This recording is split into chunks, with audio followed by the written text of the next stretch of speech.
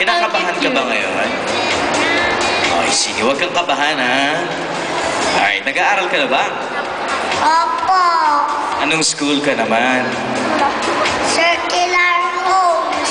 Circular Homes. Okay, so pumili ka na ng question from Kuya Dennis, ha? Pick one envelope, tapos ibigay mo sa akin. Dali. Pili ka ng isa. Pick one, darling. Okay. Ayan.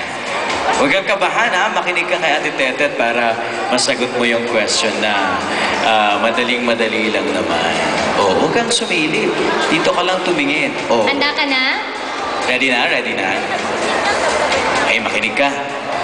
Here is your question. Is education important for a young girl like you? And why? Ulitin ko sa Tagalog, baby, ah. Ang pag-aaral ba ay mahalaga sa isang batang katulad mo? At bakit? Kasi parang meron na akong awards. So bakit kailangan mag-aral ng mga bata? Para matuto.